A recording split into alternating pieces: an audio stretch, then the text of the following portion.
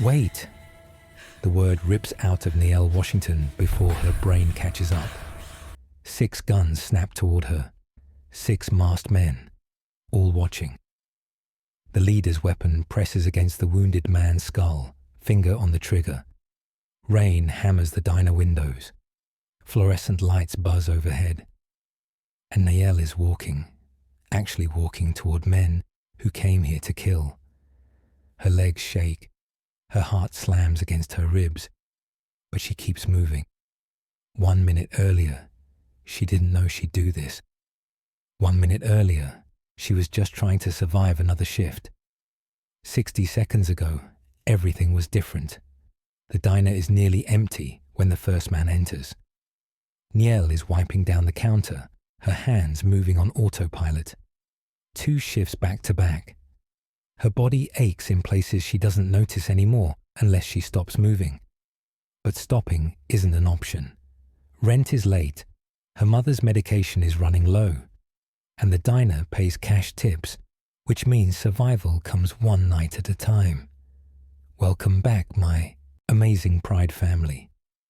Your unwavering support means everything to me, and I'm beyond grateful for each of you. Every day, I strive to improve and bring you the best stories because I know you deserve nothing less. If this is your first time here, I encourage you to leave a comment telling me where you're watching from and hit that subscribe button. By doing so, you become part of this incredible journey, and together, we'll continue sharing stories that matter. I can't do this without you, so let's get into today's story. She glances at the last occupied booth. The man sitting there hasn't touched his food. Dark coat, soaked through. He sits with his back to the wall, eyes locked on the door. His posture is rigid, not nervous, but ready, like someone who knows danger doesn't knock. Then the bell above the door rings, once, twice, 3 times. Niele feels it before she sees it. The shift in air pressure, the way her chest suddenly tightens. 6 men step inside, dark jackets, faces, covered, gloves black and tight against their knuckles. They don't look around. They spread out with military precision, blocking exits like they've rehearsed this. One locks the door, another flips the sign to closed. This isn't a robbery. Robbers move fast, panicked. These men move like executioners. The man in the booth stands slowly, too slowly. Niele's stomach drops when she sees his arm tucked unnaturally close to his ribs. His breathing shallow, his jaw clenched. He's already wounded. The leader raises his gun, points it at the man's chest. "Time's up," he says. The wounded man's voice stays steady. "Not here." The leader smiles beneath his mask. "You don't get to choose." Niele's heart pounds so hard she feels it in her throat. The other customers, an older couple near the window, a trucker by the jukebox, press themselves into their seats, trying to disappear. She should do the same, should duck behind the counter and pray they forget she exists. But then she sees it. Blood. Dark and spreading beneath the man's sleeve, soaking through his coat. It drips once, twice, a small pool forming on the floor beneath him. He's dying, and they're here to finish it. The leader lifts his gun higher, aims at the man's head. Niele's body moves before her brain gives permission. Wait! Every gun in the room snaps toward her. 6 barrels, 6 men. The leader tilts his head. "What did you say?" Niele steps out from behind the counter. Her legs shake, but she keeps walking. 1 step, 2. The floor tilts beneath her feet. "He's bleeding," she says. Her voice cracks, but she forces it steady. "If you shoot him now, he dies slow. Everyone here sees it." The leader laughs, cold, low. So you lose control." She swallows hard. "And control looks important to you." Silence. The rain keeps hammering. The neon sign outside flickers red. The wounded man turns sharply. His eyes lock on hers, Dark, fierce, warning. Don't, he says. She doesn't look at him, keeps her eyes on the masked men. You don't know me, she says, and I don't know him, but I know this place, these people, and I know this isn't how you want it remembered. The leader steps closer, close enough that she can smell gunpowder and rain on his clothes. And what are you offering, waitress? Nielle's throat tightens. Her hands tremble at her sides. 5 minutes, she says. Let me stop the bleeding. Laughter ripples through the group. Sharp, mocking. You think we care if he lives? No, Nielle replies. Her voice shakes, but she doesn't back down. But I think you care about how this ends. The leader studies her, long enough that her knees almost give out. Long enough that she starts wondering if she just signed her own death warrant. Then he gestures with his gun. 5 minutes, he says. Make it quick. The guns stay raised, every barrel still trained, watching. Nielle rushes to the wounded man's side. Up close, the damage is worse than she thought. The wound tears across his ribs deep and ragged. Blood soaks her hands the moment she touches him. She rips open the diner's first aid kit, her fingers slippery and shaking. Why are you doing this? He murmurs. Because you're still breathing, she says, and because nobody deserves to die like this. Her hands move fast. Pressure, gauze, tape. She's done this before, not for gunshot wounds, but for her younger brother when he split his head open on the playground, for her mother when diabetes made her feet bleed. Survival teaches you things textbooks never will. One of the masked men checks his watch. 2 minutes. The wounded man winces but doesn't cry out. His jaw clenches. Sweat beads on his forehead despite the cold. You don't know who I am, he says quietly. No, Nielle replies, wrapping the last strip of gauze tight. But I know what it looks like when someone's been hunted. She ties off the bandage just as the leader steps forward again. Time. Nielle moves without thinking, without planning, without any sense of self-preservation left. She steps between them. Cold metal presses against her forehead. Gasps echo through the diner. The older woman near the window covers her mouth. The trucker half rises from his seat, then freezes. Move, the leader says. No. The word comes out steady, stronger than she feels.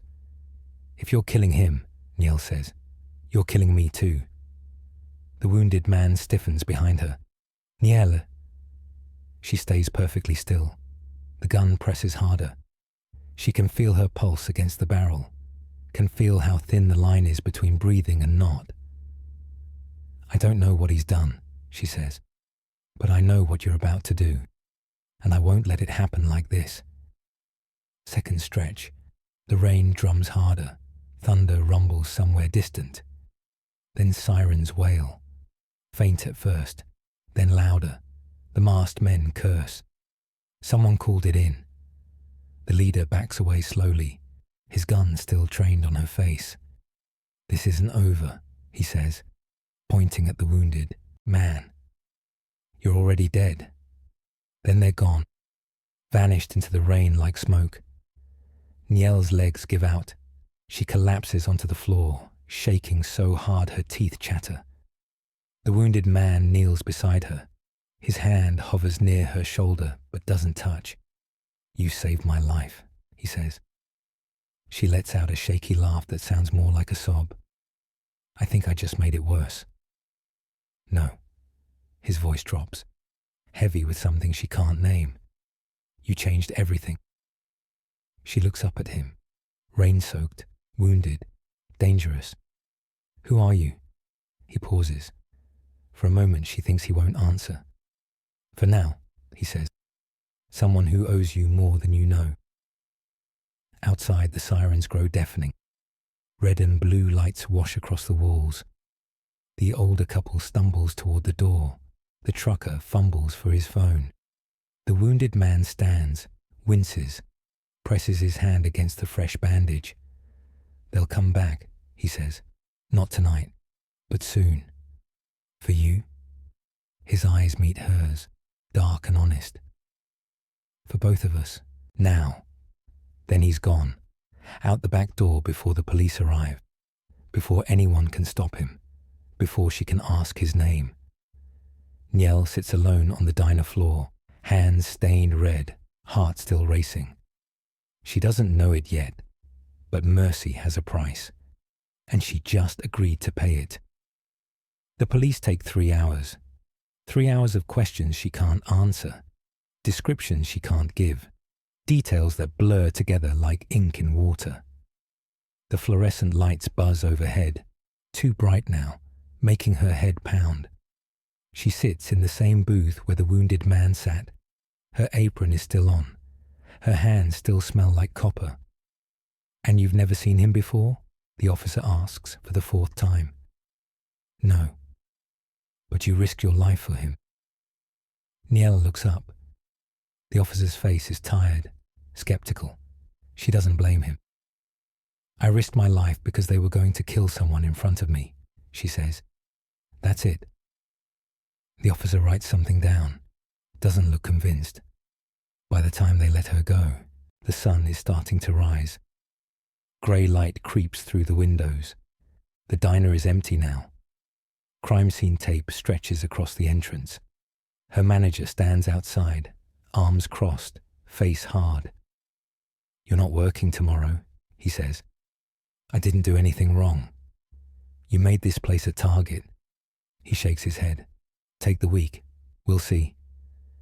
Niel wants to argue, wants to scream that she saved someone's life, but exhaustion drags at her bones. She just nods and walks away. The walk home takes 40 minutes. She doesn't have money for a cab. The bus doesn't run this early. Her feet ache. Her back screams. But she keeps moving because stopping means thinking, and thinking means remembering the gun pressed to her forehead. Her apartment building looks worse in daylight. Cracked concrete, graffiti on the walls, a broken elevator that hasn't worked in months. She climbs 4 flights of stairs and unlocks 3 deadbolts. Inside, it's quiet. Her mother is asleep. The pill bottles on the art nightstand catch the morning light. Too many bottles. Not enough pills. Niel counts them sometimes, tries to make the math work. It never does. She strips off her uniform in the bathroom. The apron goes into the trash. The shirt soaks in the sink. Cold water turning pink. She stares at her reflection. Same face, same tired eyes. But something feels different now. Someone knows where she works. Someone knows what she looks like. Someone might come back. She doesn't sleep. Can't. Every sound in the hallway makes her jump. Every car on the street makes her check the window. The gun against her forehead. The way the leader's voice went cold when he said this isn't over. By noon, her phone rings. Unknown number. She doesn't answer. It rings again an hour later. Then again. Then again. On the 4th call, she picks up. Silence. "Hello," she says, breathing, slow, deliberate. Then the line goes dead. Niel's hands shake. She checks the locks, all 3. Then checks them again. Then pulls. The blinds shut even though it makes the apartment dark and suffocating. Her mother wakes up around 2. "You okay, baby?" "Yeah, Mama." Niel forces a smile. "Just tired." But she's not tired. She's terrified. That night, she sees the car. Black sedan. Tinted windows. Parked across the street with the engine running. It wasn't there this morning. She's sure of it. She watches from behind the blind. Waits. The car doesn't move. 2 hours pass. Then it's gone. But the next morning, it's back. Different spot. Same car. Niel stops going outside. Tells her mother she's sick. orders groceries online with money she doesn't have, ignores calls from the diner. The car appears every day, never the same time, never the same place, but always watching.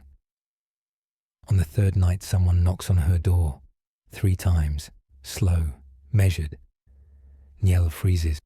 Her mother is asleep. The apartment is dark except for the glow of the television. "Who is it?" she calls. No answer. Another knock. She looks through the peephole. The hallway is empty. Her heart slams against her ribs. She backs away from the door, grabs her phone, thinks about calling 911. Then she sees it, an envelope, slid under the door, white, unmarked. She stares at it for a full minute before picking it up. Inside, a single piece of paper. No words, just an address and a time. Tomorrow, midnight. Niel crumples the paper, throws it across the room. She's not going. She's not stupid. This is how people disappear.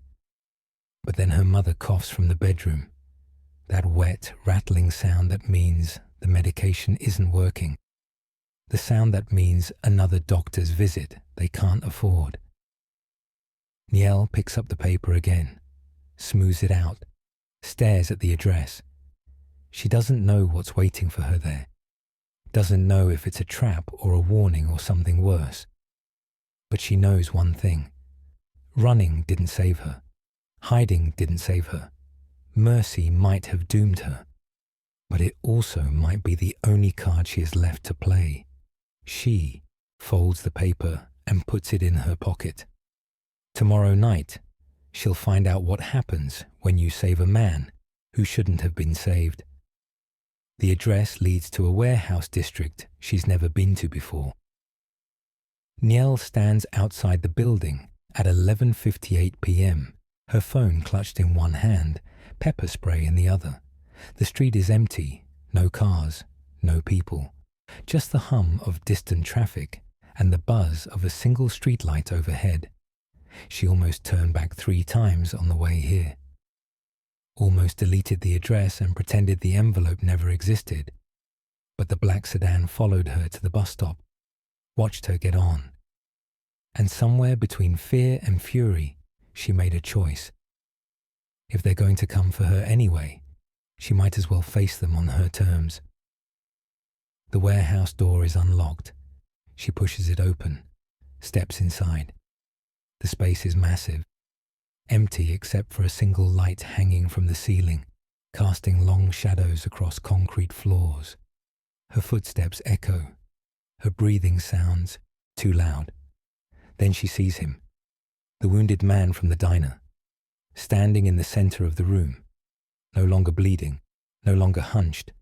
His coat is different now, clean, expensive, his posture straight, but his eyes are the same, dark, watchful, tired. "You came," he says. "I didn't have a choice." Niel's voice echoes. "You made sure of that. I gave you a choice." He steps closer but stops several feet away. Respectful distance. "You could have ignored it." "With your men watching my apartment?" She laughs, bitter.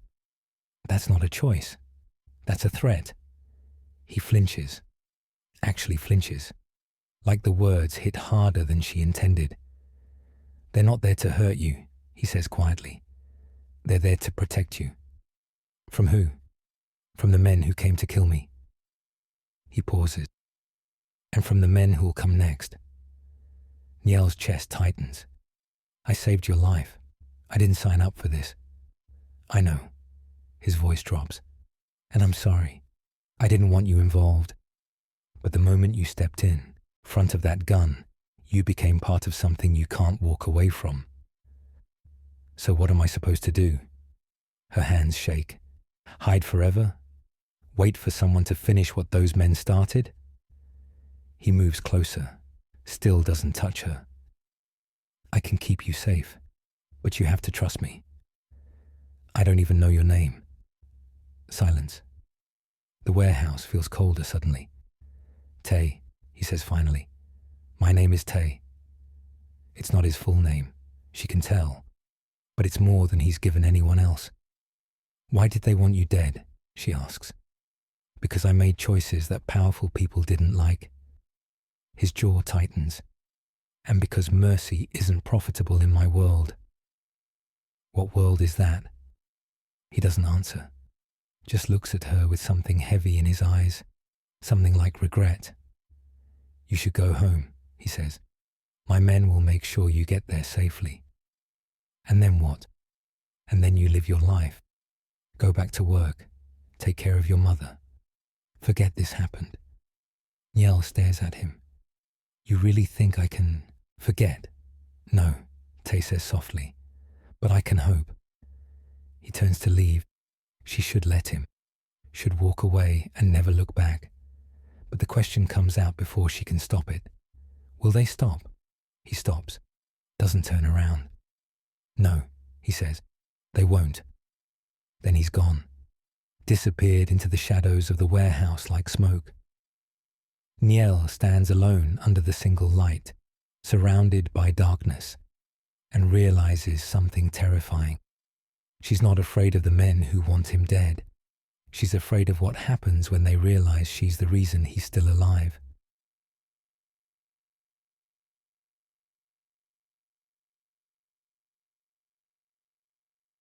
The next week passes in a blur of paranoia and routine.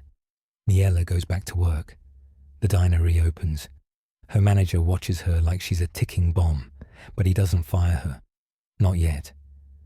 The other waitresses whisper when they think she can't hear.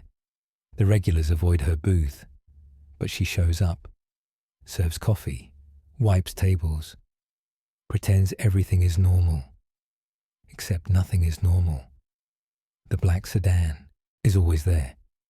Different cars, different spots, but always watching. She sees them when she leaves for work, when she walks to the pharmacy, when she takes the trash out at night. Tay's men, protecting her, or making sure she doesn't run. She's not sure which. On Thursday, a man follows her home from the bus stop. Not one of Tay's men. She can tell the difference now. Tay's people keep their distance, blend into crowds. This man walks too close. His eyes lock on her. His smile is wrong. Niel picks up her pace. Her heart hammers. The street is busy, but no one looks at her. No one sees. The man gets closer. She turns down a side street. He follows. She runs. He runs faster. Her apartment building is 2 blocks away. She can see it. Just needs to make it to the door, to the locks, to safety that doesn't exist anymore.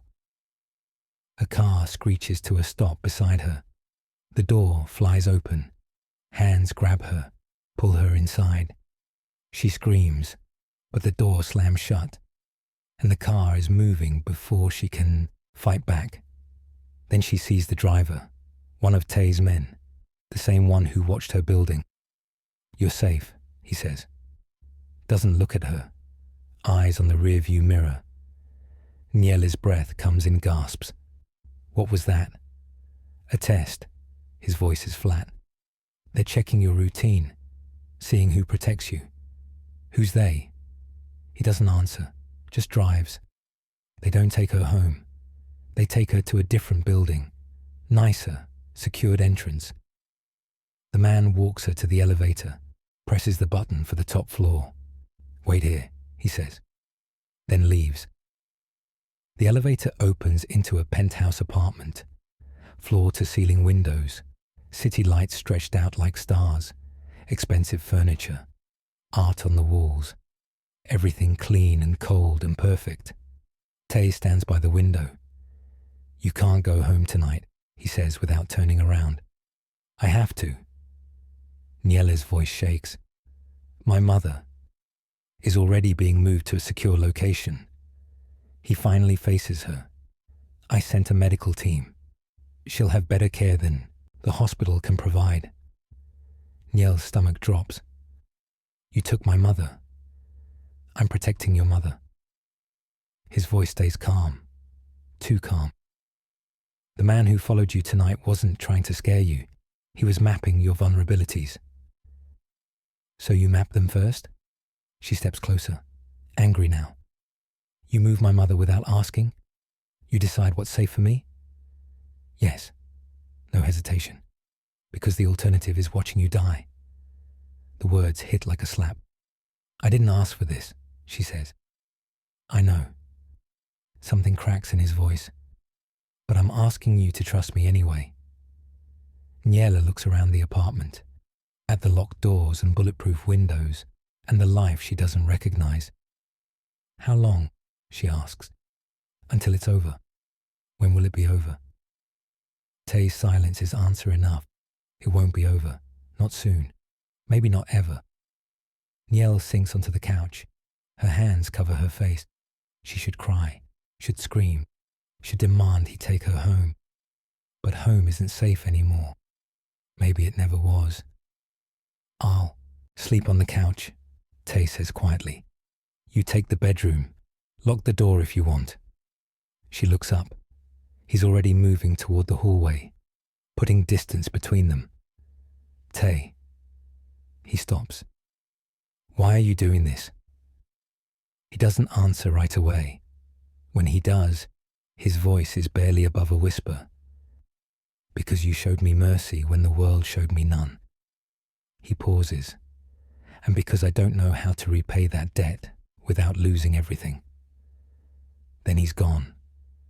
Bedroom door closed, leaving her alone in a gilded cage. Niel stares out at the city lights and wonders what mercy costs when the person you save refuses to let you go.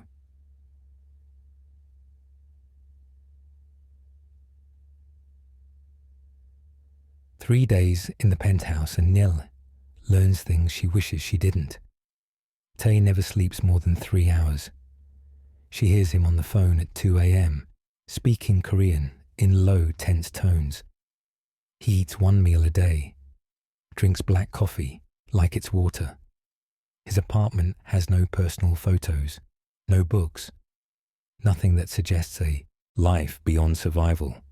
He's polite, respectful, keeps his distance, but she sees how his men defer to him, how his voice can turn cold enough to freeze blood, how people on the other end of phone calls sound terrified. On the 4th morning, she confronts him. What exactly do you do? Niel asks. And don't give me vague answers about powerful people. I'm living in your apartment. I think I deserve the truth. Tay sets down his coffee, looks at her for a long moment. I run things, he says finally. Businesses that operate outside the law. People who work for me do things that can't be undone. Illegal things. Yes. Violent things. He doesn't flinch. Yes. Niela's stomach churns. And the men who came to kill you. Used to work for me. His voice stays level. Until I made a choice they considered betrayal. What choice? I tried to leave. He stands, walks to the window. I wanted out. Tried to negotiate terms. They don't negotiate. So they sent executioners to a diner. They sent a message. He turns. Kill me publicly. Make it messy. Show what happens when you walk away. Niel processes this. And now? Now they know you're involved. They know you saved me. And they'll use that. His hands curl into fists. I should have stayed away from you. Should have disappeared. But I couldn't let them hurt you for doing the right thing. So instead, you locked me in a cage. Yes. No apology. Just honesty. Because a cage is better than a grave. Niel stands, walks toward him, stops close enough to see the exhaustion in his eyes. I don't want blood money, she says. I don't want protection bought with violence. If staying alive means people die, then what am I really saving? Tay's jaw tightens. You think I want this. You think I enjoy knowing that keeping you safe means destroying people. Then stop. I can't. His voice breaks. Because they won't stop. And if I back down, if I show weakness, they won't just kill me. They'll kill you, your mother, everyone you've ever spoken to. So what's the answer? He looks at her, really looks at her, and for the first time, she sees something other than control in his eyes. Fear. I don't know, he says quietly, and that terrifies me. The silence between them feels heavy, like standing on the edge of something neither of them can come back from. Then his phone rings. He answers, listens. His face goes hard. When? Pause. How many? Longer pause. I'll handle it. He hangs up, turns to Neil. They're making their move, he says. Tonight. What kind of move? An ultimatum. His voice is cold now. Back to the man who runs empires. Give you up, or they start a war. Niel's blood turns to ice. What are you going to do? Tay looks at her, and in that moment, she sees the choice warring behind his eyes. His empire, or her life, logic, or mercy, everything he built, or the woman who showed him there was something worth saving. I don't know yet, he says, but they both know that's a lie. He's already decided, and that decision is going to cost blood. The call comes at midnight. Niela hears Ty in the next room. His voice low, steady, but she catches fragments through the door. Not negotiable. She's under my protection. Then we go to war. Silence. Then footsteps. The door opens. Tay stands in the doorway. His face is a mask, but his hands shake slightly, just enough for her to notice. They want an answer by dawn, he says. And I told them no. Niel's heart stops. What does that mean? It means I chose you. He steps into the room. It means I'm willing to burn everything I built rather than let them touch you. How many people will die? He doesn't answer. Tay. How many? Too many. His voice cracks. But I'm done sacrificing good people to save bad ones. Niel stands. Her legs feel unsteady. You can't do this. You can't start a war over me. I'm not starting it. They are. He moves closer. They came into your life. They threatened you. They made you a target. Because I saved you. Yes. Then let me fix it. The words come out before she can stop them. Let me go to them. End this before it starts. Tay's face goes dark. No. If I'm the problem, you're not the problem. He closes the distance between them. Doesn't touch her, but his presence is overwhelming. They're the problem. They've always been the problem. And I'm done letting them decide who lives and who dies. People will die anyway. Not you. His voice drops. I can live with a lot of things, but I can't live with letting you die for showing me mercy. Niela's breath catches. This isn't mercy anymore. This is obsession. Maybe. He doesn't deny it. But it's also the first time in my life I've chosen something other than survival. Before she can respond, glass shatters. The window explodes inward. Bullets tear through the penthouse. Niel hits the floor. Tay covers her body with his, shouts from the hallway. Running footsteps. More gunfire. Stay down, Tay says. His weight presses her into the carpet. They're here, she gasps. I know. He pulls a gun from his waistband. They moved up the timeline. More bullets. The walls shred. Picture frames explode. The couch erupts in clouds of stuffing. Tay fires back. 3 shots. Controlled. Precise. Someone screams in the hallway. How many? Niel asks. Enough. His men pour into the apartment.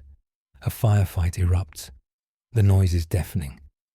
Niel covers her ears, but it doesn't help. The air smells like gunpowder and blood.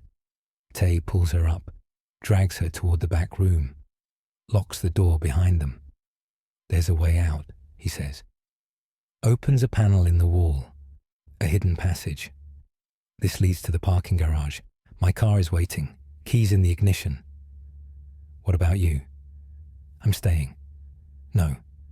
Niel grabs his arm. If you stay, you die. If I leave, they follow you. He pries her fingers off gently. This is the only way. There's always another way. Not this time. He looks at her, really looks at her. You saved my life in that diner. Let me return the favor. Tears burn Niel's eyes. I didn't save you, so you could die for me. I know. He smiles, sad, broken. But I'm choosing it anyway. He pushes her toward the passage. She fights him, tries to pull him with her, but he's stronger. Go, he says, please. The door to the bedroom splinters. Someone's breaking through. Tay raises his gun, looks back at her one last time. Live, he says. That's all I ask. Then he shoves her into the passage and slams the panel shut. Niel screams, but the sound is swallowed by gunfire. She runs, through darkness, downstairs, her lungs burning, her heart breaking. She bursts into the parking garage, sees the car, scrambles inside. The keys are there, just like he said. She starts the engine. Above her, the gunfire continues, gets louder, then suddenly stops. Silence. Niela's hands freeze on the wheel. She should drive. Should leave. Should survive like he asked. But the silence is wrong. The silence feels like death. Niel doesn't drive away. She sits in the car, engine running, hands on the wheel. Above her, the building is silent now. No gunfire, no shouting. Just the hum of ventilation and the drip of something that might be water or blood. She should go. Should honor what Tay asked. Should live. But her hands won't move. 3 minutes pass. Then 5. Then the parking garage door opens. Niel's heart stops. Her hand moves to the gear shift, ready to floor it, ready to run. But it's not masked men who walk through. It's Tay, limping, bleeding from his shoulder, his shirt torn, but alive. Behind him, 2 of his men support a third who can barely walk. More emerge from the stairwell, wounded, exhausted, but moving. Niel throws open the car door, runs to him. You're alive, she gasps. Barely. He winces. They retreated. For now. Why? Because I made a call. He leans against the car. Called in. Favors. Old alliances. People who owe me. Started making this fight too expensive for them to finish. So it's over. Tay's expression darkens. No, it's just beginning. One of his men approaches, whispers something in Korean. Tay's face goes hard. What? Niela asks. What is it? They hit another target while they attacked here. His voice is hollow. A clinic. The one where your mother was staying. Niel's world tilts. Is she? She's alive, Tay says quickly. They moved her before it happened. But it was close. Too close. Niel's legs give out. Tay catches her, holds her up with his good arm. This doesn't end, she whispers. Does it? Not cleanly. He helps her into the passenger seat, slides behind the wheel despite his wounds. But it can end differently than they planned. How? He starts driving, out of the garage, onto empty streets, by making them realize I'm not the same person who tried to walk away quietly. His voice is steel now. By showing them what happens when they threaten the only thing I care about.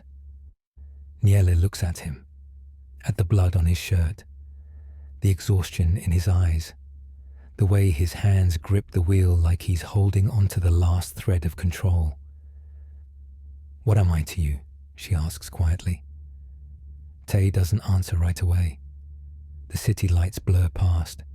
Dawn starts creeping across the horizon. Finally, he speaks. You're the reason I remembered what it feels like to be human. He glances at her, and I don't know if that's a gift or a curse. Neither do I, Niel thinks, but doesn't say it out loud. They drive in silence, toward somewhere she doesn't recognize, toward a future that looks nothing like the life she used to know. Behind them, the sun rises over a city, that doesn't know a war just started. And somewhere in the shadows, men are already planning their next move, because mercy might have saved one life that night in the diner. But it also lit a fuse that won't stop burning until someone else pays the price. Niele closes her eyes, feels the exhaustion pulling at her, feels the weight of choices she never wanted to make. When she opens them again, Tay is watching her. "If you could go back," he says quietly, "to that night in the diner, knowing what you know now, would you still step forward?" Niele thinks about the gun against her forehead, the blood on her hands, her mother being moved in the middle of the night, the violence that followed Mercy like a shadow. "Yes," she says, "I would." Why? Because the alternative was watching someone die. She looks at him, and I'm not built to live with that. Tay's expression softens, even if it costs everything. Even then, he nods slowly, like he understands something he didn't before. "Then we're the same," he says, "and that's the most dangerous thing we could be." The car turns down a road she doesn't recognize. Trees line both sides. The city fades behind them. "Where are we going?" she asks. "Somewhere they won't find us." He pauses. "For now. And after?" His phone buzzes. He glances at it. His jaw tightens. "After," he says, voice cold again, "we stop running." He shows her the screen. A message. 3 words. She's next. Attached is a photo. Niele's face, taken through a window. Somewhere she's been recently. They're not done. They're just getting started. Niele's blood turns to ice. What do we do? Tay's hands tighten on the wheel. His eyes are dark, calculating. The man who built an empire rising back to the surface. "We make them regret every choice that led them here," he says. Then his phone rings. Unknown number. He answers, puts it on speaker.